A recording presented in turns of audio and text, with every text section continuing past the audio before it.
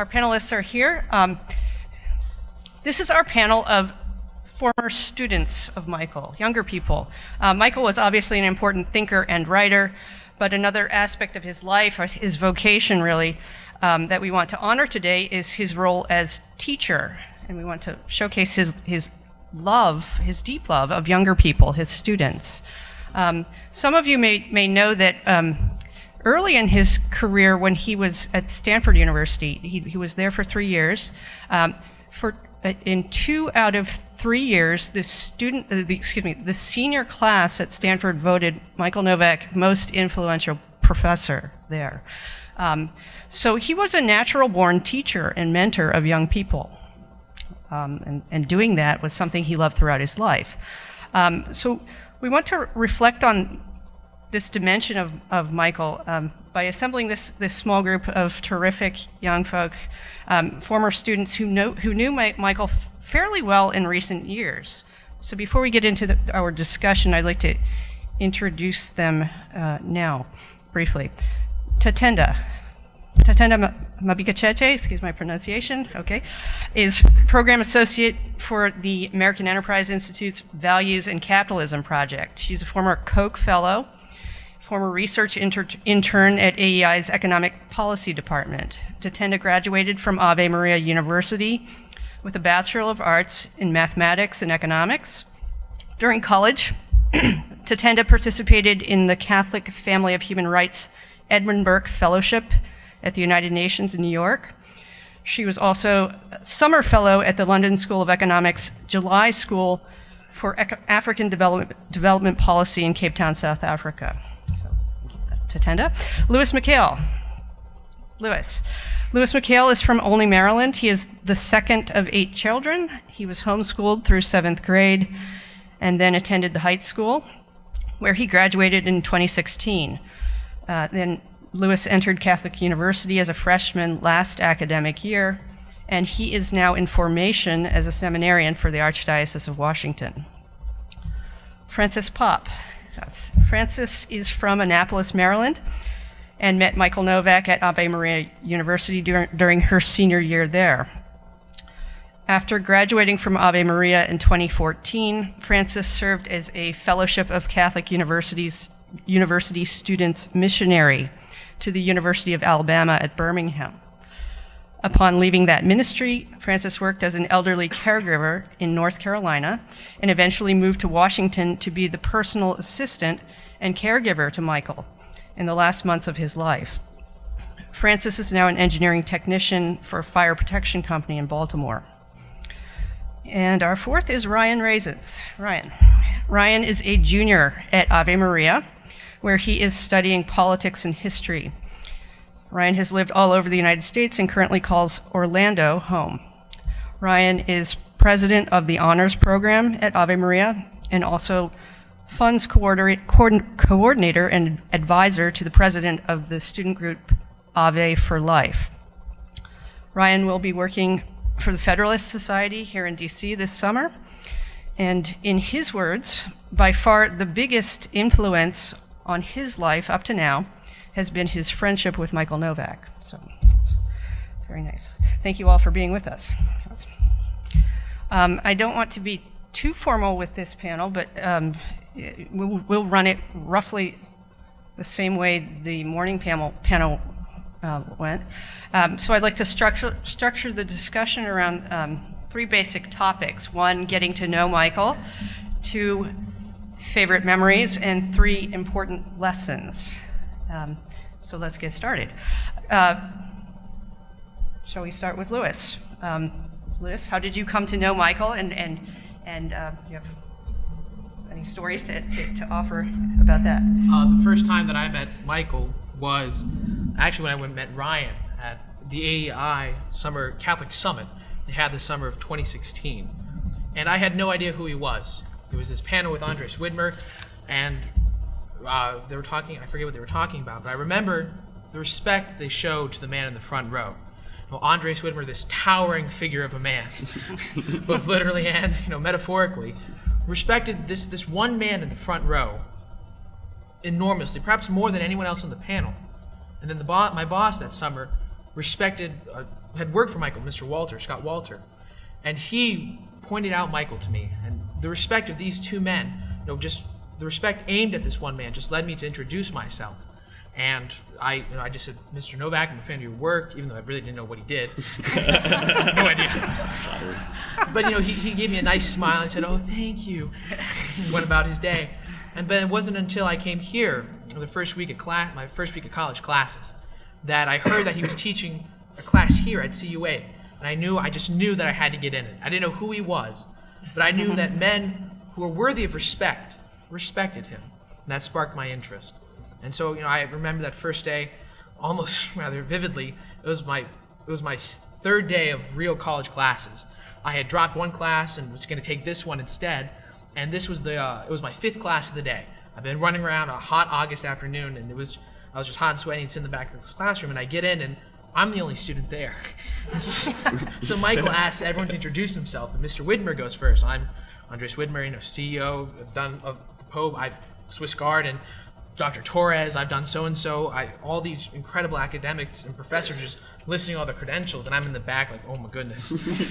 So I get to the end, and they're all naming their accomplishments, and I said, well, my name is Louis McHale.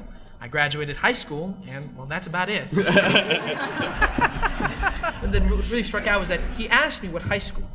He asked me what high school. Out of all the professors ever there, he asked me what high school. No, just a personal question, and that just really gave me the first glance into his character. Yeah.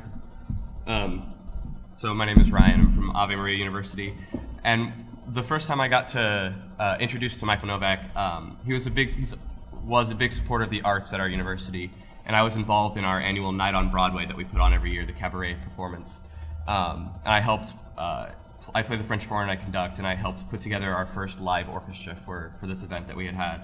And after the show had ended, I went out and I was with my friends and everything, and I got a call from Katie Miller, now Katie Driscoll, I don't know if any of y'all remember her, saying, hey, Ambassador Novak would like you to come over for dinner. He wants to just say thank you for everyone that was, involved in putting this on, and he's very interested in getting to know the guy that was, conducting. And I laughed and I said, okay, should I know who this is? And she laughed and she goes, yeah, he's the old man that rides around on the golf cart around Ave Maria. And if you've ever been to Ave Maria, you guys know exactly what she's talking about. He's always smiling and laughing and always just so jovial. And so I came over to his house for dinner. Ben cooked us an incredible dinner. Seriously the best meal I've ever had. He made us beef stroganoff. Incredible.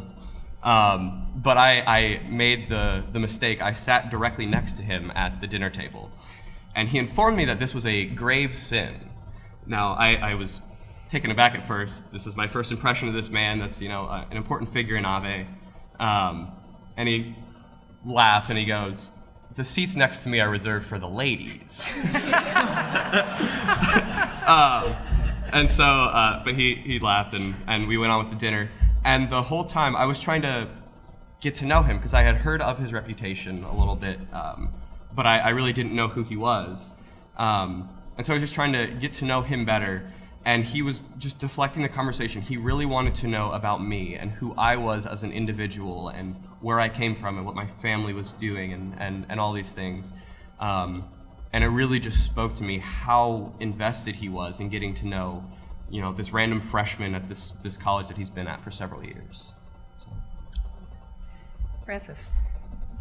Can everyone hear me? Okay. No, not Closer. yet. Can you hear me now? Yes. Okay. I'm more ashamed of my coming to know Michael Novak. Catherine Glazer, whose mother and sister are here actually, was my roommate at Ave Maria, and she begged me to come to Michael Novak's house for dinner. She said, it's wonderful, he's bringing all these students together, we're building community, and I kept putting it off over and over again.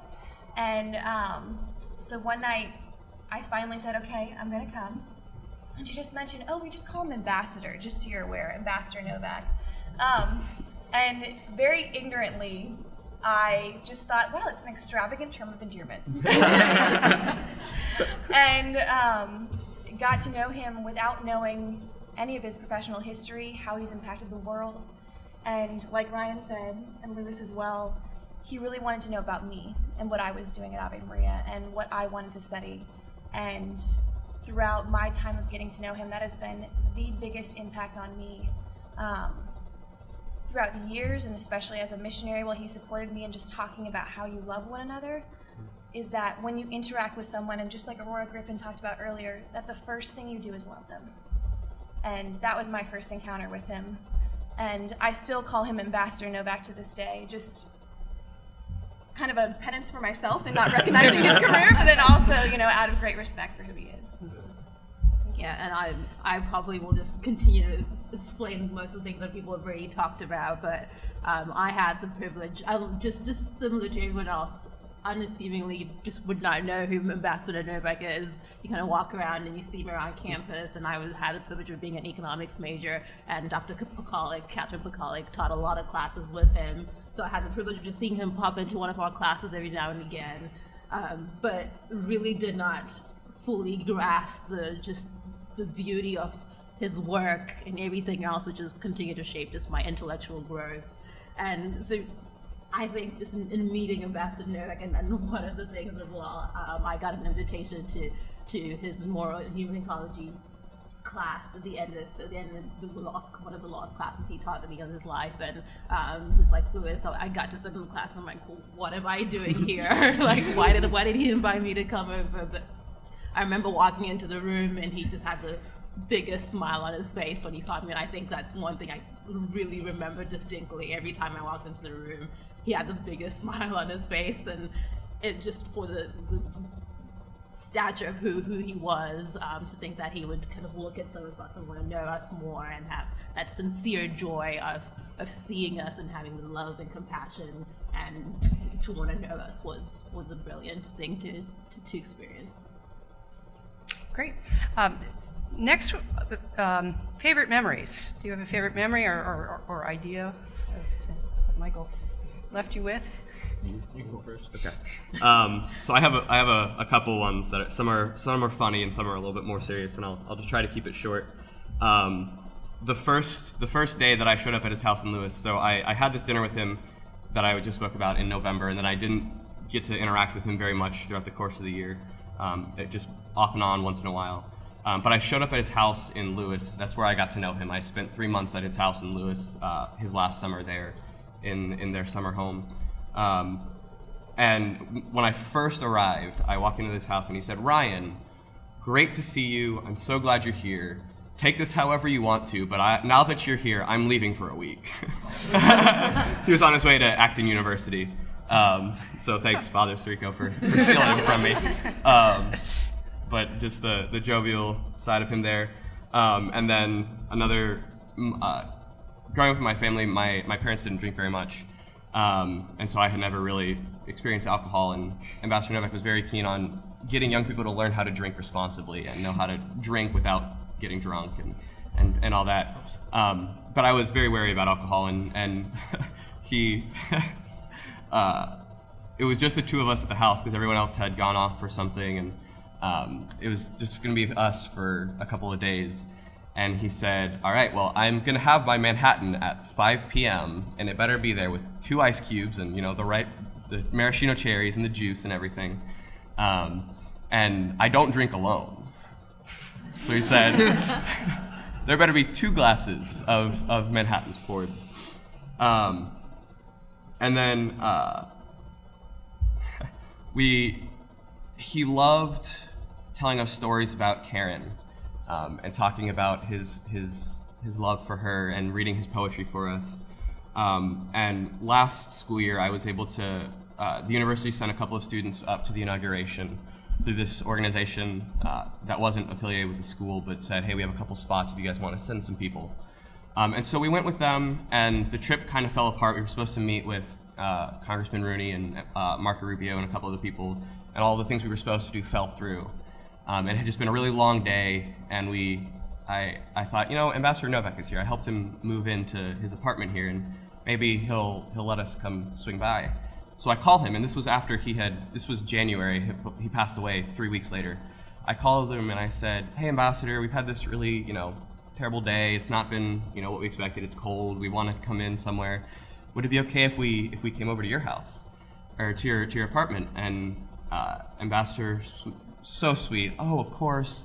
I'm resting. I'll leave the door unlocked. When you guys come in, just if I'm asleep, just come in and wake me up. I'd love to come and see you guys for a little while and just spend some time with you. And we got there, and he was in the back, and so got him, pulled him, helped him get out of bed and come sit in the front room. And he told me not to tell Marianne or Ben this, but he had me make him a Manhattan then against doctor's orders.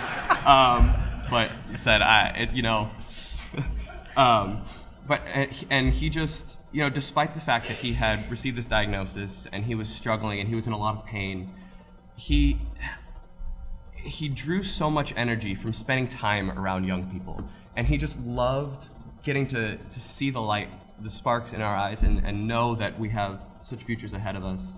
And he just so selflessly gave up his time and of his energy to us. So those are some of my favorite memories of him.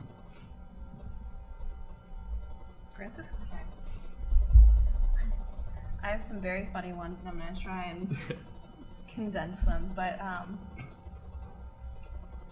relating kind of the last months and years of his life,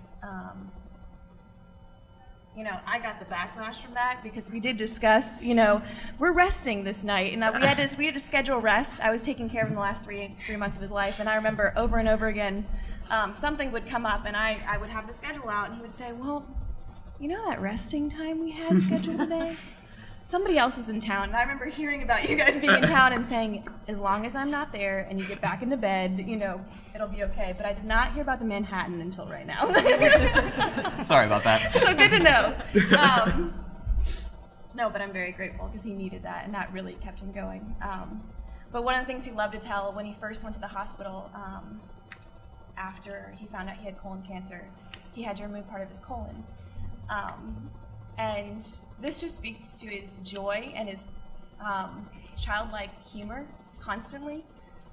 He was so enamored by the affirmation he got from his first bowel movement after the surgery that he would discuss it over and over again and talk about how, oh my goodness, I've never seen somebody cheer over a bowel movement. I'm 5 years old again, and I don't know whether to take this as a compliment or kind of a digression in what my achievements are now at this point in my age.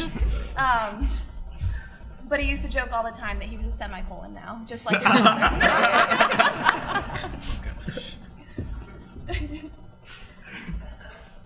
The most touching memory, though, for me, is how I got to know him, and that was through his love letters with Karen. He actually was going through them a couple years after she had passed away and decided that he just wanted to have a collection put together with pieces of her journal and pieces of their correspondence. And I have to tell you, I really grew to respect him so much through those letters. It is so rare to have a person that is fully themselves, that's willing to express everything that's on their heart. I think he was a man of many words, but he was also a man of many actions, and it's very rare to meet both in one and the same man.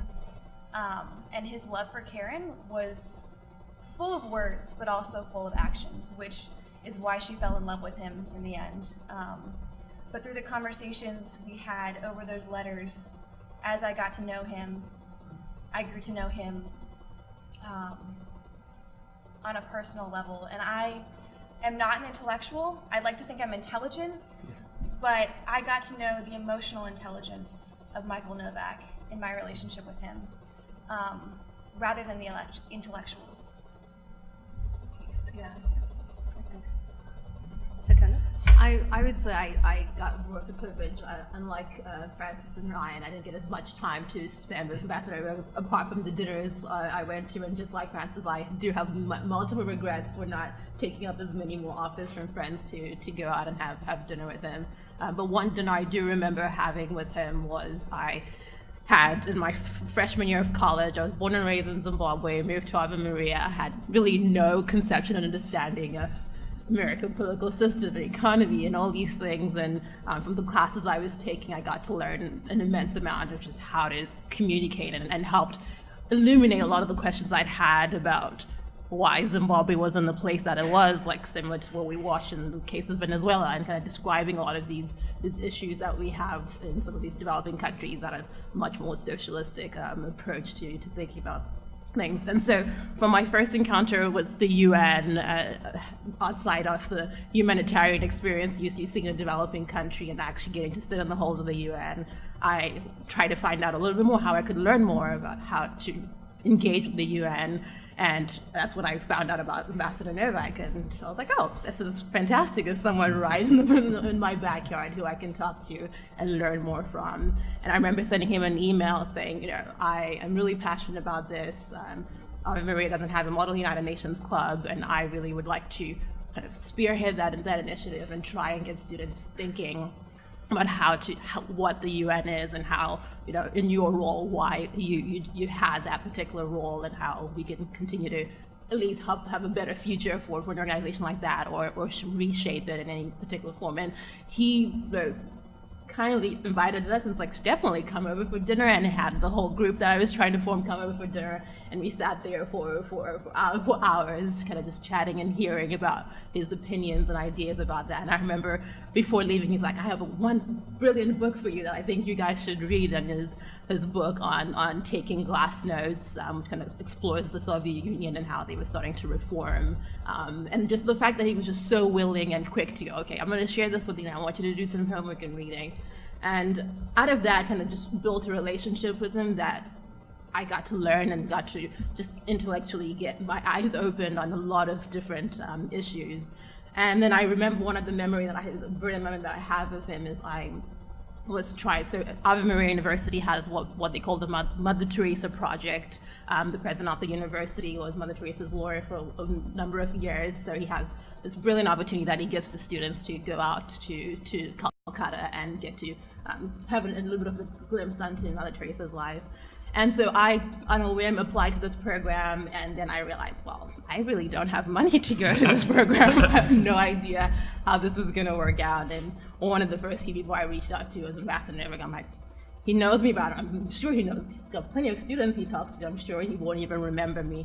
And before I knew it, within weeks, he had donated a decent amount, and I had people from the community emailing me going, hey, Ambassador Novak said you would need something for this. You should totally, and I'm grateful for that. And that's kind of one of those memories where he still has that understanding and appreciation for everyone he encounters, and will continue to go above and beyond to help in that capacity. Wonderful. Louis. My kind of experiences with Michael were, I really didn't know him that well, or as well as I should have, unfortunately. I got to know him in the later half of his life, and I kicked myself because I was on the very cusp. I was on the very cusp of getting to know him personally and just developing that relationship. But there are a couple moments that stand out, especially. I remember once towards the end, I think it was in early January, he asked to read my notes. And I had finally come to understand just what a mountain of a man this was. What he had done, I was like, oh my gosh. And so he spent about 30 minutes reading my notes from that last class. And and then we sat down and we discussed, why I took my own spin on the notes. I added some things. He didn't like that because it was his lecture. But at the same time, in that encounter, this kind of like sums up a lot of the discussions we had. And a lot of this, he was what Newman would call a fantastic university teacher. What he did was not a craft. When we discussed, when we taught, it wasn't just him. He wasn't instructing me. It wasn't like, do X, Y, and Z. He was bringing me to encounter the knowledge and the wisdom that he had learned and he wanted to bring to me, but to have me encounter it for myself rather than just take it on his own authority. And throughout my entire time with him, especially this discussion, he just had this way of not dismissing, but disagreeing with my thoughts in such a gentility, but in such a strong way that didn't come against the person, but just against the idea in such a loving fashion. That he would just smile and say, "Oh, that's silly." I was like, well, I didn't think so, but he would do that time and time again, and he would just bring me to encounter the truth as he saw it for himself. And working, that was just a fantastic time. It kind of sums up a lot of my experience, discussions with him. The other times was the last time that I saw Ambassador Novak. The last time that I said goodbye. And working for him was kind of difficult sometimes, as just that people can appear. He's a very particular man, and so the very first time working with him, I was trying to file his mail. I've never seen a man get so much mail. So he had nothing labeled. He had none of his files labeled. And so he was expecting me to put everything exactly where it was. And so I kept on asking him, like pestering him, like, all right, where do I put this? Where do I put this? And he got angry and he started yelling. And he's like, oh, wait, you didn't do anything wrong. Then he started yelling again. So it was just hilarious. But every time I left, he always would smile, that wonderful smile that we see up on the screen, and say, thank you, Louis. And so the last time that I saw him was the time that Miss Novak, took him to the hospital. And it was the beginning of the end. And I was helping him to the bathroom. He was sick, and just helping him in his feebleness. It was I wasn't expecting to do. And my last memory of him is perhaps singularly most effective. He's sitting on his bed. I just helped him out of the bathroom. He's sick. He's dying. He knows it. And I don't know him that well, but he's got so much on his mind. He's got his family. His sister's there worrying. He's going to the hospital. He's like, talking about it. And I just pop in to say a quick goodbye. I didn't want to bother him. He paused in the middle of his thoughts, and I could just see his mind working. And he smiled. And he turned, and he gave me that final smile, that one beautiful smile, that, dare I say, beatific smile, and said, "Thank you, Louis, for everything you've done," in the kindest, most loving voice. And that made all the 9 months of the kind of like oh my gosh, I'm gonna step on it. It all made it worth it. And that singular smile, that singular thank you, that stands out as the power of an experience. Just what a single experience with another human being, whom you finally realize or finally convinced that he loves you, like Aurora said in Francis 2. Just realizing that in that moment, throughout all the consternation, throughout all my misstepping, the fact that he loved me as a person, and that he showed me that love that is my final memory of me. It stands as the best memento I can have of him. That's very sweet. Last category, important lessons. If we could, takeaways, extract practical or theoretical lessons from Michael. Anything particular come to mind? I think for me, in one of my first encounters with Ambassador Novak, I just had this passion of, I want to write. My English wasn't as great and still isn't that great, but I remember asking him, Ambassador Novak, how do you write? Like, you've written so many of these things, how do you go about writing? And I think I still haven't put it into practice as much as I should, but I remember even at his funeral and kind of just on the drive here, one of the things he described to me is just, in every day, there's something to write about. Take a moment, look at the stars, look at the birds, look at all these things. All of it is beautiful, and out of all of it, there is something to write about. Describe what you see through what God's eyes has given you. Like, this is the world that God has given you to see, and He's given you a unique view of it. And in every day, you can write something profound about it. And that has definitely shaped some of how I think, and in a much more, whether it's in my economics and in much more broader intellectual capacity, just being able to observe, think, write, and then question all over again and keep going through that process as much as you can will perfect and refine the things that you think of, just refine the ideas and conceptions that you have, and you can see that in his work and the multiple books that he's written, that he would continue to look at these issues and come back and circle back at them again. So I would say in terms of practical lessons, that's kind of one area that's... As someone who has worked through, I don't even know how many manuscripts with him one-on-one, I thought you were going to say that the lesson about how to write is to rewrite. Yes, so I'm like, yes, rewrite. Pretty much in a nutshell, as you keep observing and going through that process, you'll keep rewriting it. Just, yeah. Very good. Yes, Francis? Can everybody hear me again? Like I keep Maybe moving tilt back it down. Okay, here we go.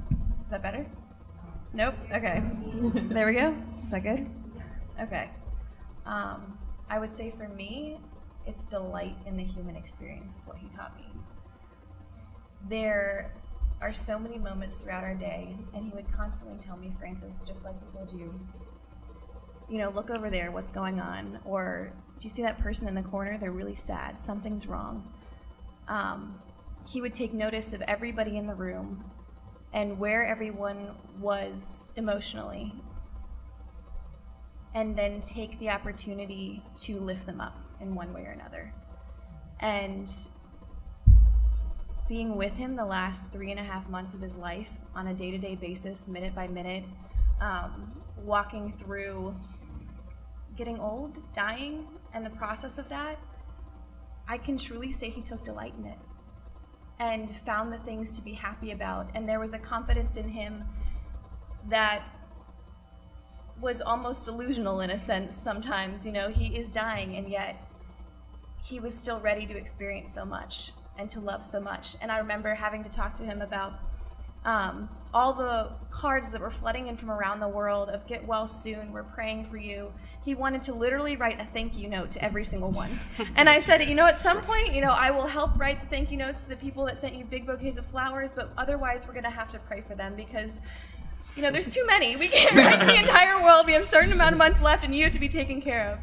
But he really did delight in the human experience, delight in each individual, and the closer he grew in his relationship with God, the more important each person became to him that he encountered. Regardless of their intellectual experience, emotional experience, or even awareness of what was going on around them. And I think that's something that I want to take with me for the rest of my life. Brian? Yeah, so I have two major takeaways, and basically the first one is essentially the same as yours. But this was a man that I didn't know when I lived with him just how incredible of a man he was. The day he passed away, I was reading in my Catholic political thought class, Father Ernest Fortin, quoting Michael Novak's Spirit of Democratic Capitalism. And I hadn't realized just how prolific a man this was. When I was moving him into CUA, I came over to the Basilica because I'd never been here before, and I bumped into Newt Gingrich, of course, just walking around the hallways. And I told him why I was here and everything, and he said, Michael Novak is truly a living giant. He is the greatest intellect I have ever known. And that coming from Newt Gingrich, who is himself a respectable intellect, really was a testament to that. But despite all of that, he took such an interest in every single person that he knew. And he was he encouraged us, whether we were just calling somebody on the phone to organize a hotel room, to learn the person's name and actually interact with people rather than just, communicate with them. And he just taught me how to care for the human person, not just recognize that there's another individual that's over here to be used for a utilitarian purpose. And then the second point, which I think is inexplicably linked with this point, and it goes to what Father Sirico was talking about earlier. I have a quote from him just about how to engage in discussions. Let me pull up real quick. He said, I was going through some of his files and came across this. He said, "The defining characteristic of civilization is the willingness of its members to engage in conversation, that is, in the effort to persuade one another through speech. It bears repeating over and over. Civilized people converse with one another, offering counter-argument for argument, and try to follow the evidence where it leads. Barbarians club one another. The contemporary form of using clubs is ridicule. Mutual ridicule has by now been developed into a high art form, and yet we must do better. The freedom of our civilization lies in the balance." And I think so important to his ability to have these deep conversations like he was having with Professor Widmer and with all these other people that have spoken about him today, is he truly cares about the other person that he's discussing these issues with. And I think that's the lesson that I most strongly want to take away from him, is how to really care about other people. The one lesson that I didn't learn from him that I wish I did was how to make a Manhattan. He never taught me that. I guess it was a freshman thing. But what I learned from him and what I take away from him and what he stands in my mind as, he stands as what Newman would call a gentleman.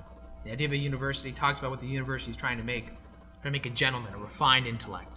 And that's what he was. He stood as an incredible mind, but he wouldn't mind talking with a freshman like me. He wouldn't mind discussing for hours with a freshman like me. And it was a humbling, it was a teaching thing. And he also, in that way, he taught me how to teach. I don't think he did this intentionally, just who he was. But he taught me if I ever get to that level, half that level, but he taught me how to bring people to knowledge, and how to bring people to encounter the truth and the wisdom that you're trying to impart. Not because you're saying it, not because you're an authority or this authority says so, or rather that you demonstrated it like a math proof. Not that I understand those, but the fact that he just brings you to encounter it in such a way that it's unsurmountably true. He brings you to the truth, at least he did for me, in a way that, in such a fashion that I could not argue with it anymore. There is nothing more for me to do than to bound to an acceptance of the truth. And I thank him for that, and I thank him for that lesson. And I just have one more thing that Fiona Miller is another student that lived with him for a couple summers. Talked about how Michael Novak had 26 honorary doctorate degrees, 27 if you count the Dr. Amoris degree that he also received from. We were talking about this, and he's certainly more proud of his honorary grandchildren and all the students that he got to mentor and know and love over the course of his time, both at Ave and then here at Seaway. Thank you. Anybody else have anything to add? Well, no, you're good. I do thank you again for your care and thoughtfulness in preparing for this panel. It was really, I think, a beautiful testament to how well Michael loved all of us and how well he was loved in return. So I thank you. Yeah.